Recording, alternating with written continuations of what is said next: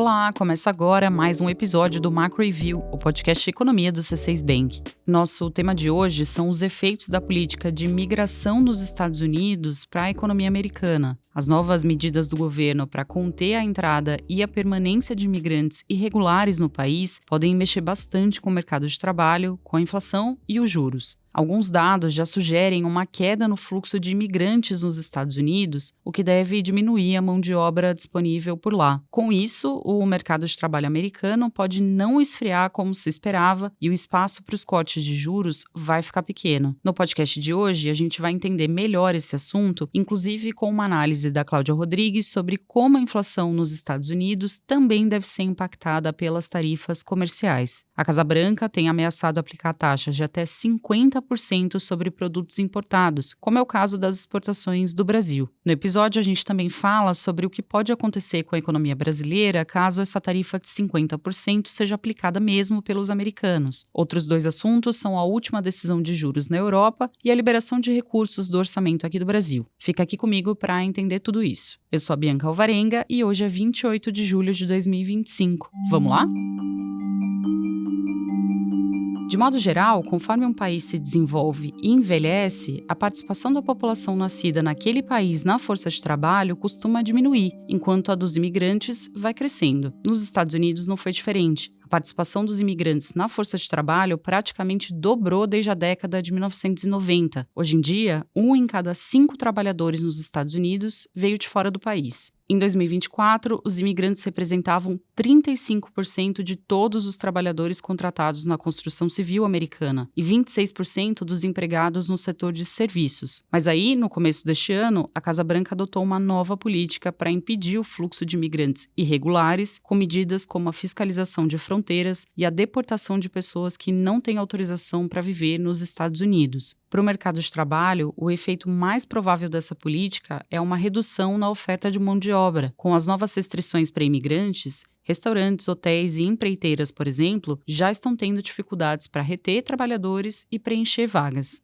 A questão é que esse aperto à imigração irregular acontece no momento em que o mercado de trabalho já está aquecido nos Estados Unidos. Em 2025, o PIB americano deve crescer em torno de 1,5%, bem menos do que ele cresceu nos últimos anos. Existia, então, a expectativa de que o emprego esfriaria nos Estados Unidos por causa da própria desaceleração da economia, mas não há sinais de que isso esteja acontecendo no ritmo que era esperado. A taxa de desemprego subiu de 3,4% em abril de 2023 para 4,1% no mês passado. Mesmo assim, a desocupação continua em um patamar considerado muito baixo. Para se ter ideia, a taxa de desemprego média registrada nos Estados Unidos nas últimas décadas foi de 5,7%. E as restrições para a imigração podem ter relação com esse quadro de mercado de trabalho aquecido. Os Estados Unidos ainda têm 7 milhões de vagas em aberto, ou seja, existe mais de uma vaga aberta para cada pessoa procurando emprego no país. Então, o caminho para os cortes de juros americanos continua incerto. E por quê? O Federal Reserve, que é o Banco Central do país, ele tem dito que precisa haver mais sinais de melhora da inflação e de enfraquecimento do mercado de trabalho para voltar a reduzir os juros. Mas é possível que nenhuma dessas coisas aconteça neste ano. Primeiro, porque o desemprego deve continuar em um patamar muito baixo. O Fed, por exemplo, prevê uma desocupação de 4,5% no fim do ano. E segundo, porque a inflação não deve cair, mas sim subir. O último relatório de projeções econômicas do Fed estima uma inflação voltando a se aproximar dos 3% no fim do ano. Além do próprio impacto das tarifas sobre o comércio exterior, e a gente vai falar mais disso daqui a pouco, entre as razões para os preços mais elevados está o próprio mercado de trabalho. Basta pensar que se há mais gente empregada e menos mão de obra disponível, em especial de imigrantes, muitas empresas vão precisar pagar salários mais altos para contratar. E o custo maior da mão de obra também tende a ser repassado para os preços de produtos e serviços americanos. Isso tudo leva a gente a acreditar que existe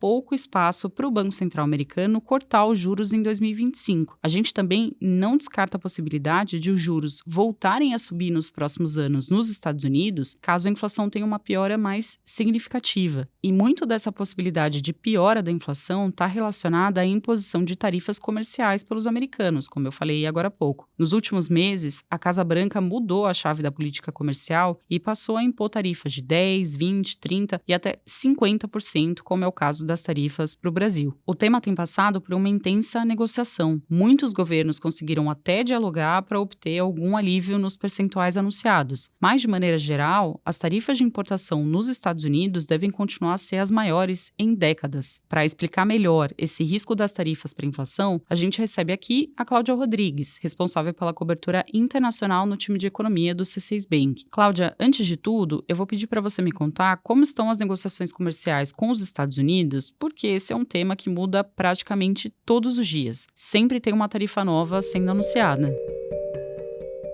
Fica até difícil de acompanhar, né? E com o dia 1º de agosto se aproximando, é possível que as notícias fiquem ainda mais intensas, porque muitas negociações estão acontecendo nessa reta final do prazo que os Estados Unidos estabeleceram. E o Brasil, inclusive, né? A gente vai até falar mais disso daqui a pouco. Pois é, o Brasil está entre os países que não conseguiram ainda negociar uma tarifa menor. Outros parceiros comerciais dos Estados Unidos chegaram a acordos recentemente. Neste fim de semana, por exemplo, a União Europeia conseguiu que as taxas sobre seus produtos exportados para lá fossem reduzidas de 30% para 15%. No Japão, em vez da tarifa de 25%, que foi anunciada pela Casa Branca anteriormente, os produtos também vão ter uma cobrança de 15%. Em troca, o Japão e a União Europeia se comprometeram a fazer mais investimento nos Estados Unidos e abrir seus mercados para os produtos americanos. Com certeza foi um alívio, mas não dá para dizer que a tarifa negociada é uma tarifa baixa. Basta pensar que os carros japoneses, por exemplo, tinham antes uma alíquota de importação de 2,5%, agora a cobrança vai ser de 15%. Isso mostra como, apesar das negociações, a tendência é que o custo para exportar produtos para os Estados Unidos continue muito mais elevado do que era até 2024. No Centro de Estudos da Universidade de Yale calcula que, com todas essas medidas anunciadas até o dia 22 de julho pela Casa Branca, a tarifa média efetiva de importação americana ficaria perto de 20%. É a maior tarifa vista nos Estados Unidos desde 1933. Mas o que essas tarifas mais elevadas representam para a inflação americana? Provavelmente, elas vão representar preços mais elevados. Com as tarifas, os produtos e matérias-primas trazidas do exterior vão ficar mais caros para os consumidores e empresas americanas. Não tem jeito. É difícil ainda saber quanto vai ser repassado, porque as empresas podem absorver parte do custo mais elevado. Mas os últimos dados de inflação já dão algumas pistas do que pode acontecer. Os bens industriais e até o café que é consumido pelos americanos diariamente já ficaram mais caros. Os economistas e até os próprios membros do Banco Central americano enxergam uma inflação mais elevada no fim do ano, e muito disso está relacionado às tarifas. Retomando muito rapidamente a fotografia da inflação, os índices de preços americanos foram esfriando progressivamente desde 2022, mas tudo indica que eles devem voltar a subir e se aproximar dos 3%. Ou seja, a meta de inflação de 2% vai ficar mais distante. Esse é mais um fator que nos leva a acreditar que o Banco Central americano não vai encontrar muito espaço para cortar os juros nesse ano. E se a inflação surpreender, ou seja, se os preços subirem mais até do que é esperado, a gente não pode descartar a necessidade de o Fed voltar a elevar os juros, como a gente falou aqui agora há pouco. Bom, a Cláudia Rodrigues falava aqui sobre a perspectiva para os juros nos Estados Unidos e agora a gente vai ver como estão as coisas na Europa. Na semana passada, o Banco Central Europeu manteve os juros em 2%, como já era esperado, depois de 8 cortes nas taxas. A decisão foi unânime. No comunicado, o BCE avalia que a inflação na zona do euro alcançou a meta de 2% e que a economia tem mostrado alguma resiliência, apesar dos desafios no ambiente externo. A relação comercial com os Estados Unidos, em particular, ainda é uma das fontes de incerteza para a região, apesar do acordo que foi feito no fim de semana. A presidente do BCE, a Christine Lagarde, ela reforçou que a autoridade está bem posicionada diante das incertezas do cenário global e ela ressaltou que não existe uma trajetória definida para as taxas de juros, ou seja, as próximas decisões vão depender dos dados econômicos e vão ser tomadas a cada reunião. Na nossa visão, a inflação controlada e a ausência de uma desaceleração brusca da economia permitem que o BCE adote uma postura mais cautelosa antes de novas reduções nos juros na Europa. A gente acredita que eles vão manter os juros no patamar atual, mas também tem a possibilidade de mais um corte de juros nos próximos meses. Agora a gente muda um pouco de assunto para falar do Brasil. Está prevista para começar nesta sexta-feira, 1º de agosto, a cobrança das tarifas de 50% sobre os produtos brasileiros exportados para os Estados Unidos. O governo brasileiro disse que está buscando diálogo com a Casa Branca e que só vai tomar alguma medida retaliatória se as tarifas forem de fato aplicadas. A possibilidade de a crise escalar não está descartada, mas uma negociação de última hora pelo governo de Donald Trump também não seria exatamente inédita. inédita, né? Outros governos, como Japão, Filipinas e até a União Europeia, conseguiram negociar uma redução das suas tarifas nos últimos dias. Agora, seja como for, a piora na relação comercial com a maior economia do mundo é uma notícia ruim para o Brasil. A gente calcula que as tarifas podem reduzir o PIB brasileiro em cerca de 0,5 ponto percentual, o que iria impactar o crescimento de 2025 e 2026. Além disso, se a crise escalar, o Brasil pode passar a ser visto pelos agentes econômicos como um destino mais arriscado para investimentos. Já foi falado na imprensa, por exemplo, que entre as medidas de retaliação avaliadas pelo governo brasileiro está a possível limitação de remessas de dividendos de empresas americanas. Nesse cenário, o fluxo de recursos estrangeiros entrando no Brasil poderia ser menor, o que tende a impactar o câmbio. Bom, conforme o fim do prazo para a aplicação das tarifas se aproxima, é possível que o dólar volte a ganhar valor frente ao real e a gente vai continuar acompanhando esse assunto. E o nosso último tema do dia é o cenário fiscal aqui no Brasil. O orçamento brasileiro ganhou um fôlego na semana passada. Graças à perspectiva de aumento de arrecadação, o governo liberou cerca de 20 bilhões de reais que estavam congelados, digamos assim, para cumprir a meta fiscal. A notícia veio com a publicação do relatório de receitas e despesas do terceiro bimestre. Só os bloqueios de recursos, que somam quase 11 bilhões de reais, só esses bloqueios foram mantidos. Os valores que tinham sido contingenciados para que a meta fiscal seja cumprida foram agora liberados. Essa liberação de 20 bilhões de reais foi possível graças à revisão para cima da projeção de arrecadação, que foi impulsionada pelo aumento do Imposto sobre Operações Financeiras, o IOF, pelos ganhos esperados com novas explorações de petróleo e pela maior previsão de receitas com o imposto de renda. Mas é importante destacar que esses ajustes feitos consideram o cumprimento do resultado primário no arcabouço fiscal. Na regra, algumas despesas ficam fora da conta, como o pagamento de precatórios. O déficit do governo, sem essas exceções para despesas, deve ser de quase 75 bilhões de reais em 2025. Então, o problema fiscal continua, né? O Brasil tem uma dívida já elevada e o gasto público, principalmente o gasto obrigatório, segue crescendo. Sem perspectiva de conter essa tendência, o governo deve recorrer a um endividamento maior para continuar custeando as suas despesas.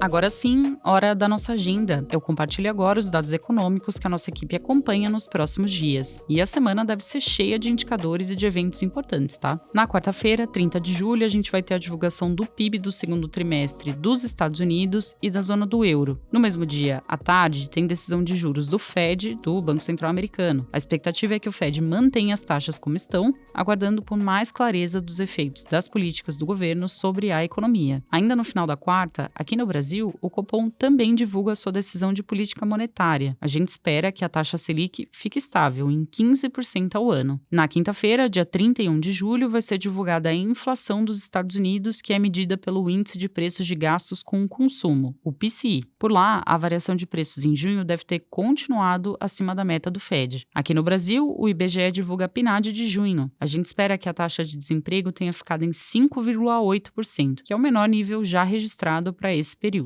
E na sexta-feira, dia 1º de agosto, saem os dados do relatório de emprego dos Estados Unidos referentes a julho. A expectativa é que o mercado de trabalho americano continue forte, como a gente estava falando agora há pouco. No mesmo dia, vai ser divulgado o índice de inflação da zona do euro, o CPI de julho. A nossa expectativa é que a inflação europeia continue próxima ali da meta de 2%. E terminando a semana, ainda na sexta, a gente vai saber o resultado da pesquisa industrial mensal de junho. A gente espera uma leve expansão de 0,1% nesse indicador, impulsionada pela indústria de transformação. Bom, pessoal, chegamos ao fim de mais um episódio. Muito obrigada por nos ouvirem até o final. Você gostou do papo de hoje? Então, deixa um comentário aqui na nossa caixa que fica logo abaixo da descrição do episódio. Quem faz parte da equipe econômica do C6 Bank são o Felipe Salles, a Cláudia Moreno, a Cláudia Rodrigues, o Eliezer Jacob e o Felipe Mack. A produção e o roteiro são desse time todo, junto com Bianca Alvarenga e Júlia Nunes. A edição de som e a gravação ficaram com a Marina Kubiak. A divulgação nas redes sociais é da Sabrina Munhoz. Lembrando que você pode seguir o Macro Review na sua plataforma favorita de podcasts. Assim, quando a gente publicar um novo episódio, você vai ser notificado. É bom para quem quer ficar por dentro da economia e para quem quer conhecer uma visão original dos fatos econômicos. Uma boa semana para você e até a próxima!